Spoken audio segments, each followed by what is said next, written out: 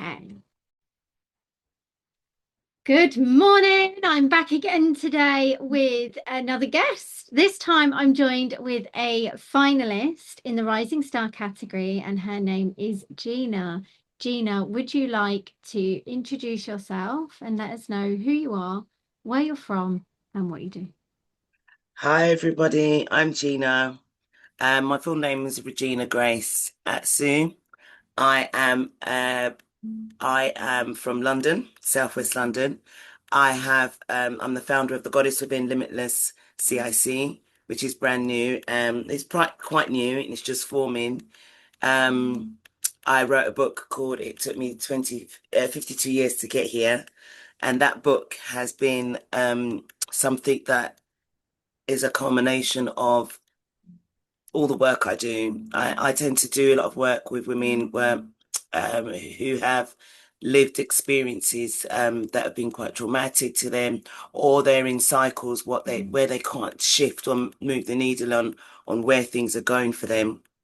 So I come in, I've got my sister circles, I've got my one-to-one work, I do workshops, I also speak at events. Um, from writing this book, what I found was it really overarches everything I do. And when I started writing the book, I decided that I was going to not just not just put my memoirs about my things that I've gone through. I wanted to show how you can go through them and come at the other end. But and with each chapter, what I've done is I've also created worksheets and journal prompts and something I've created called soul flow guides, which help people who are a woman who sees herself in that chapter maybe get through it. And there's also external bits and pieces to it. It started off as a crowdfunder because I was raising money to self-publish it. But I've actually created a project from it called the Healing Access Project. And that is my aim is to enable any woman, no matter where she is in life, to have access to tools that most of us would maybe go to a coach or something like that, or maybe we can't afford therapy just yet, but we need a stepping stone to get there. Because I started my journey from reading a book and it changed the trajectory of my life. So that's how the Goddess Within was even born. It was just me seeing women that I thought were powerful, but in some ways coming across as powerless, and then trying to work out that there's a God, just trying to help them see that there's a goddess within all of us. That's where the Goddess Within Limitless even came in. It was, it's funny because it was originally a limited company, and I didn't like the term limited at the end of my company. So I tried to change the name to Unlimited, but then it confused Company's House because there's a legal term about unlimited, so I couldn't use it. And luckily, the term limitless felt really resonated, and they accepted it. And that's how the CIC was born. My aim in with that is to the reason I changed it to a CIC as well was so that I could get funding and subsidized treatment. I really am just wanting people who just wouldn't normally have access to these kind of healing modalities. I'm trying to get it out to people that wouldn't normally have it. So I mainly work with women, but I also do some work with men. I'm a co-facilitator of a group called the Black Men Venting Room, and in that room we let men vent out things and help them work through their stuff as well. I don't think you can work with one in isolation. No. I actually think in terms of helping the women I am working with, I can't just be just pro women and anti men or any vice versa. You can't do that. We all have to live together. So Yeah. I do try to work in some capacity with other people. But in the main, at the moment, I think I probably primarily work with Black women. But again, as I said, that isn't isolated to just Black women because everybody needs help. So I am open to that. I guess I've just had Black women gravitate to me because I'm a Black woman, and perhaps my lived experiences mirror something of theirs. So I'm able to help with that. Yeah. Don't know what else to say about me. I've got two children. two amazing adult children. I had them as teenagers and kind of grew up. I had them as a teenager, not them. They weren't teenagers when they were born. They are amazing adults, and we've been through some stuff. We've worked through a lot of stuff, and Yeah. I think that also has helped me be a better human being. In the way. No, I completely resonate because I come from quite a severely traumatic background, Mm, and that's half the reason I'm in the space that I'm in right now. But I've also had to work through it more because I am a mum and I have a responsibility to not pass on my wounds to my children. And I think that was one of my harshest reality checks because even now, my kids are still carrying some of the traits that I carry or have carried in the past, and I'm still mm, working through that. But nobody tells you these things when you're, mm, I mean, I was 18 when I fell pregnant with my first daughter. Um, I didn't grow up in the most stable of environments. So my aim was to create stability. mm. And safety for her in her way, Yeah. but at the same time made me an exceptionally overprotective mother. Yes. I went from one extreme to the other, and now I'm at the other end of the scale with whatever, it's your life story, you're going to make with what you want. We'll deal with it at the end. And I just think the whole parenting thing is really, it's definitely not what the TV portrays it to be. I remember as a child, I'd be sitting there watching the telly and you'd have this perfect 2.4 children family, and they all sit down and they have a meal together, and that's a religious thing every day. And, one goes to work and the other one stays at home, and you've got all this. And I just looked at it and went, do people actually live like that? Because why don't we live like that? I want that life. That's the life I want to live. And it gave me these false ab what's the word? False perceptions about what Yeah. this parenting lark should be. So I tried Yes. to do the whole, because I was such a perfectionist. I tried to do the whole perfectionist thing for so many years, and then I just went, fuck it with the rule book. And I just went, it is what it is. We're going to deal with what we're going to deal with. And we're just going to live our way in the best way. I've got three neurodivergent children, all with Mm, different, one's got a life threatening condition and she's not so much on the neurodiversity aspect as the other mm, two. She's got more a profound learning disability. Whereas my other two are on the autistic and ADHD spectrum. And then I'm just like, okay, we were never going to be a normal family anyway. So all that thing I no. was fighting for and all that anxiety and all that pressure I used to put myself under was for zilch, nothing. Yeah. If anything, I've probably more traumatized my kids by trying to be the perfect parent in the first place. Absolutely. Absolutely. I think that one of the biggest healing aspects in my parenting is when I became accountable and Yeah. made and stopped acting like I was infallible. Like and just no knowing that I could be infallible, I should say. I think that's the right way around. Yeah. But yeah. And they just they have commented on that and said, as that has really helped them when I kind of owned up to certain things and just be human, because I think we allowed them to be human and we allowed them to fall and know it's okay to fall. But if we act like everything's perfect, then they just struggle with it. And I got a late diagnosis as being ADHD this year, and I was not going to bother with it if I'm honest with you. I was like, well, I'm 52. What do I need that for? It's not like I need a TA, you know. That was my thinking. I was thinking, well, I've made coping, whatever it is, I've coped. But what's been really enlightening for me is seeing myself for a different perspective and actually giving myself a bit of grace for having to cope with certain things in a certain way. And my children have been diagnosed as that. My son has got also on the autistic spectrum. So it's kind of like for me, for one, working out why we had such challenges Mm. coming up because of three of us in the household with all these issues and not knowing. And secondly, it's just the awareness.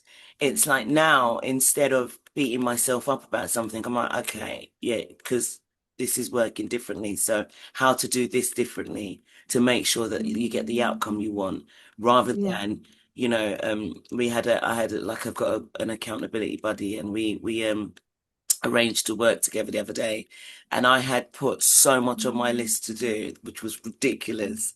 And then but because I could see now, actually, that's just a habit. That's the sort of things that we do. We try to handle all these different things, and I just eased back, and I felt so much better once I realized I was just in that zone again, and to just peel it back and just stop expecting, because I know I wouldn't expect the people I coach, I wouldn't expect them to do half the stuff I do. I don't know why I put that on myself. But in Mm. some ways, it's been good because it's been the driver for me. And perhaps that's how I've even ended up here. So I can't complain about any of my life, really. So I think we're all going our own journey, but it's been lovely to hear a little bit more about what you do and why you do it. And so what we are, my daughter's just bringing me a cup of tea. This is how we train teenagers these days.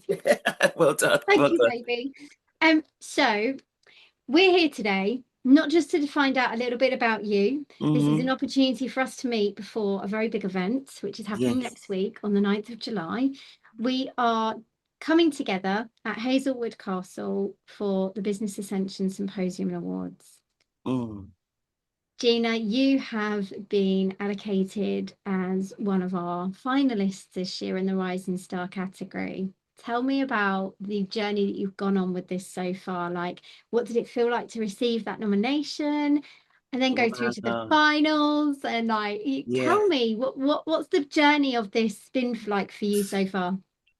Well, I was just gobsmacked, actually. The first time when I got the first, because I got two nominations, and I remember thinking, I got the first nomination, and I was like, I was just blown away that someone thought enough of me to put me forward. Like, literally, I think you Mm. go about your life doing stuff because you've got a drive and a passion to help or to serve in a certain way. Yeah. And all through that, all you're thinking about is what you can do to make it better. What things can you create? How can you reach people? That's all you're thinking of. So someone stops and goes, I'm just nominated you for Heartled. And I was like, that really hit me because, everything I do is very heart-led. And so that blew me away. And then I got the email and I thought it was a duplicate email. I remember emailing you and going, I've already done this. And you were like, no, you've been nominated for another category. And I was like, what? I thought it was a duplicate email. I nearly missed my nomination completely. And that just really, I was like, I don't know. For me, it is really such an honor. I've seen the people that are in the different nominations, and I already admire and really respect a lot of the people there. So for me to be in amongst, I feel very privileged and very honored. I'm not gonna even mince my words on that. Um, and to get through to the finals as a rising star, it feels really on point for me at the moment, to be honest with you, because I do feel like I'm in a space of rising right now. I do feel like things are happening in my life that as I said, I've got the book and the podcast I do, which is maybe going into radio soon. So there's things that are actually happening. So it Mm. feels like I'm rising Divine in that timing. star. Yeah, it just feels like the universe is saying to me, your star is definitely rising. Do you get what I mean? Yeah, And absolutely. it just makes everything I've said this before about my life anyway, but it really does make everything that's happened in my life today absolutely worthwhile and on point. Like, I Yeah. couldn't change anything because it's all led me right here. So there you go. That. I really love that. It's amazing. And I'm just looking forward to being in the room and celebrating each and every one of you. So as you know, we did the client testimonials, Yes. and we had over 407 client testimonials come through Wow. for the finalists this year. And I have to say, we are completely blown away. Oh, And this is where I get a bit emotional yeah. because when you're building a movement that people don't truly understand, and then to have received all of those nominations, all of those client testimonials to showcase the power that being able to bridge spirituality and business together as one, and the change that we get to make in different ways, because not Yes. everybody's in the spirit, not everyone's in the healing space. Mm, Some people are over here doing PR, some people are over here doing sales, some people are over here doing marketing. It's all there, but everyone's coming at it from different angles. And to be able to see the impact that you amazing souls are making in the world, and for years you've been ignored and suppressed and shut out and excluded, to be able to have this space to open this door to say you are just as deserving as an award as every other business owner out there, just absolutely cracks my yeah. heart open in so many different Oh, ways. Thank you for joining us, because no. this event wouldn't happen without the finalists at the end of the day and without the nominees. So, I couldn't do it. This isn't a me thing. This is a collective community thing. And it means Yeah. a lot to me that you're all stepping forward and owning that and helping Yeah. me create this movement as well. So thank you to you. Thank you. So we're going to be in the room next week on the 9th, where I get to meet you in person. And more importantly, where can people come and find you? Where can they come and buy your book? Where can they connect with you? Where can they learn more about the magic that you're creating, especially with the CIC? How can more people get involved with you, Gina? Oh, well, with the CIC, I'm in the stage at the moment. I am looking for different types of directors and people who want to, not even just directors, but if you want to collaborate with me, to create an event, for me to speak at your event, I'm available for that.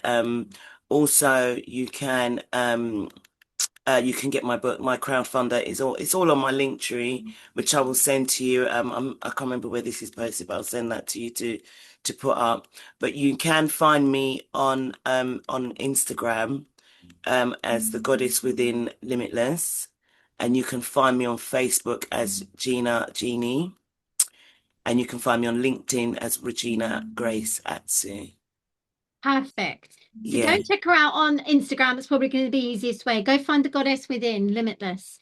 Go and yeah. check out her link tree there, and we will see you very soon. Gina, thank you for joining me today. And for those who have not got a ticket yet, you are on the final countdown. Get your ticket, get in the room, come and join us. We have online tickets as well as in person. We can't wait to see you all then. Thank you so much, Vicky.